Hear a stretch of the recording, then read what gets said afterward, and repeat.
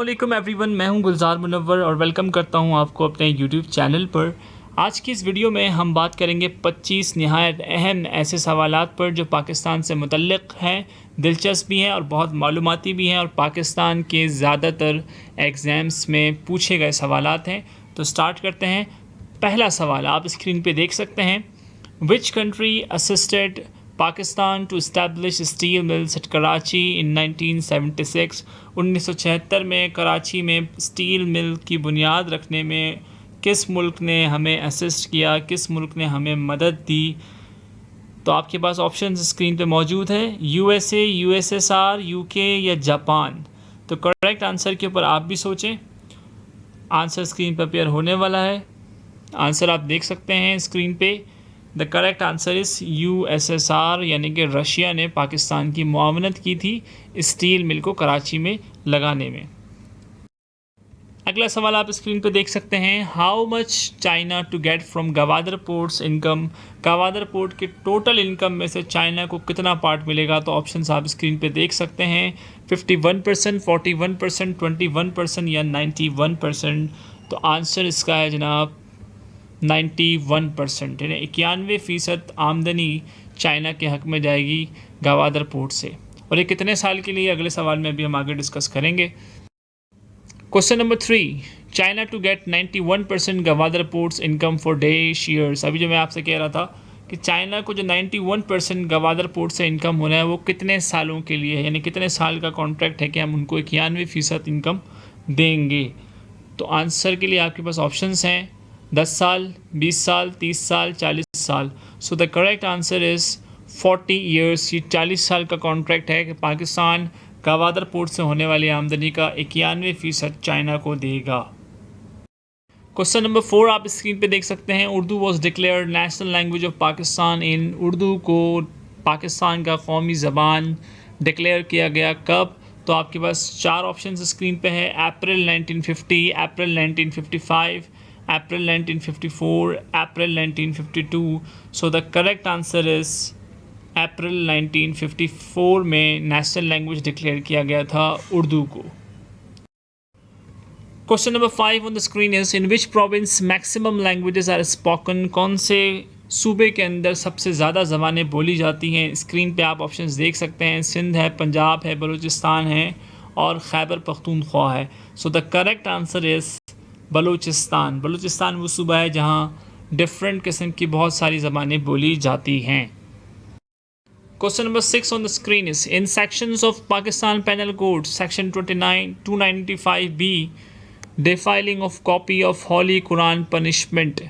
इस क्वेश्चन का मतलब क्या है? अगर कोई होली कुरान की बेहुरमती करता है तो उसके लिए पाकिस्तान पेनल कोड के कवानीन के तहत क्या सज़ा है? तो 4 ऑप्शंस आप स्क्रीन पे देख सकते हैं। इम्प्राइजनमेंट फॉर लाइफ टाइम, यानी उम्र ताहयात क़ैद, यानी जब तक उसकी ज़िंदगी है तब तक वो क़ैद में रहेगा, या 20 साल इम्प्राइजनमेंट फॉर 20 ईयर्स, यानी 20 साल क़ैद की सज़ा है। इम्प्राइजनमेंट फॉर 50 ईयर्स, 50 साल क़ैद की सज़ा है। D option none of this, यानी इन ऊपर दिए गए सज़ाओं में से कोई सज़ा सही नहीं है। तो correct answer is imprisonment for life, यानी कि ताहयात उम्र क़ैद की सज़ा है। अगर कोई पाकिस्तान में होली कुरान के ऊपर कोई बेहुरमती करता है तो वो ताहयात उम्र क़ैद की सज़ा जो है वो उसके लिए रखी गई है। Question number 7 on screen, Diamer Badshah dam is built on which river. Diamer Badshah dam को किस दरिया पर बनाया गया है? तो आपके पास 4 ऑप्शंस है, Jhelum, Ravi, Indus, Chenab. So the correct answer is the river Indus. River Indus पर दियामिर बादशाह डैम को बनाया गया।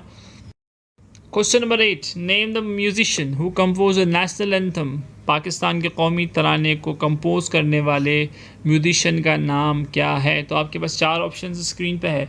अब्दुल करीम चागला, अब्दुल रहमान, AR बख्शी, उस्ताद Allah Bakhsh. The correct answer is Abdul Karim Chagla हैं वो म्यूजिशियन जिन्होंने कंपोज किया आपके नेशनल एंथम को। Question number 9 on screen, when was the national anthem of Pakistan first played. Pakistan के नेशनल एंथम को पहली दफ़ा कब प्ले किया गया? तो 4 ऑप्शन आपके पास स्क्रीन पे है। 14 अगस्त 1948, 13 अगस्त 1954, 14 अगस्त 1950 या 23 मार्च 1949। द करेक्ट आंसर इज़ 13 अगस्त 1954 को पहली दफ़ा नेशनल एंथम को बजाया गया। Question number 10 on screen, Kashmir highway renamed as, Kashmir highway का नाम तब्दील करके रखा गया है IOJK highway, Jammu and Kashmir highway, Srinagar highway, none of these. So the correct answer is the Srinagar highway. Kashmir highway का नाम चेंज करके श्रीनगर हाईवे रखा गया है। Question number 11 on screen, the first rocket launched by Pakistan was, Pakistan ने जो पहला रॉकेट लॉन्च किया उसका नाम क्या था? Options are on screen, Rahbar, Ghauri, Ghaznavi, Badar. So the correct answer is रहबर।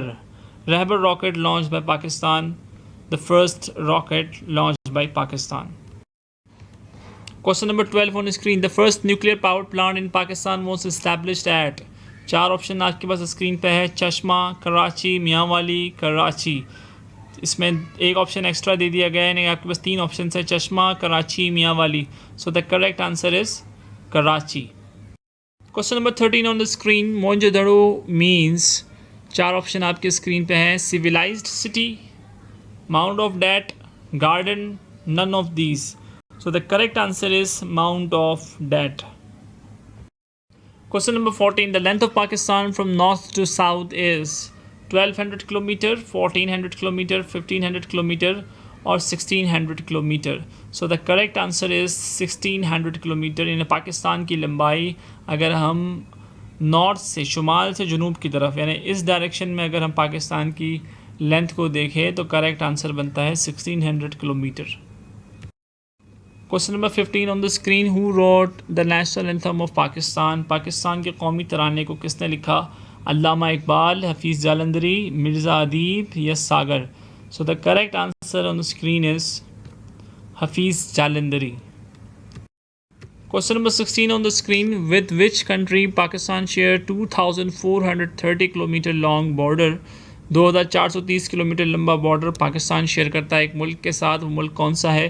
तो 4 ऑप्शन आपकी स्क्रीन पे मौजूद है, इंडिया, ईरान, अफ़गानिस्तान या China. The correct answer is Afghanistan.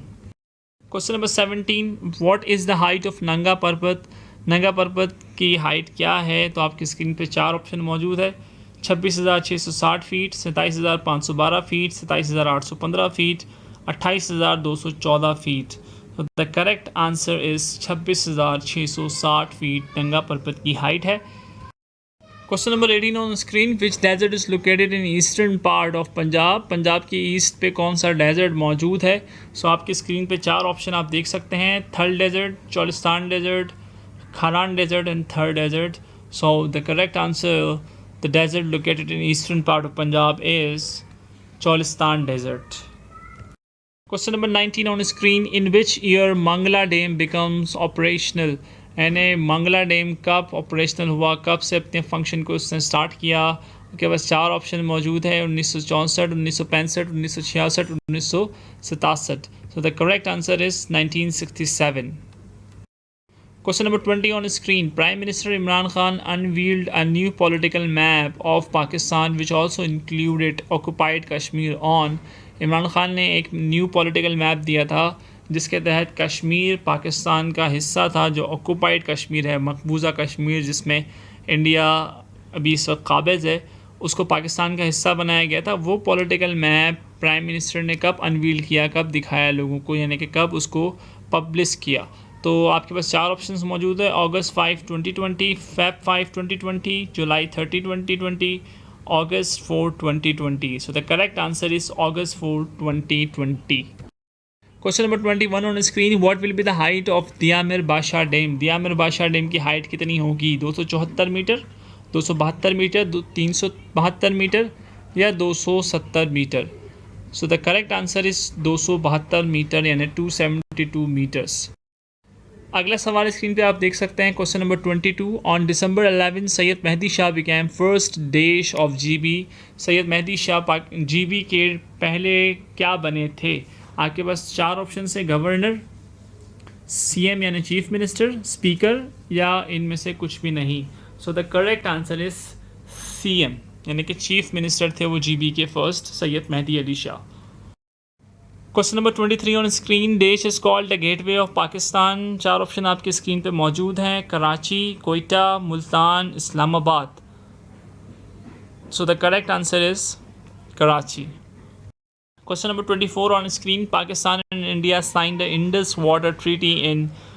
Pakistan and India signed the Indus water treaty in. आपके पास 4 ऑप्शन मौजूद है, 1960, 1962, 1964, 1956। So the correct answer is 1960. Question: How many words are in national anthem? National anthem में कितने अल्फाज हैं? 16, 50, 37, 67. So the correct answer is 50 words हैं national anthem में। एट द एंड मैं ये कहूँगा कि आप इस वीडियो को रिपीट देखें 3 से 4 दफ़ा, ताकि आपको क्वेश्चंस याद हों। बाकी पाकिस्तान के हवाले से कोई ऐसा क्वेश्चन जो आप समझते हैं कि बार बार आता है, कमेंट पे लिखें विद आंसर, ताकि दीगर लोगों को भी फ़ायदा हो। Thank you so much for watching the video.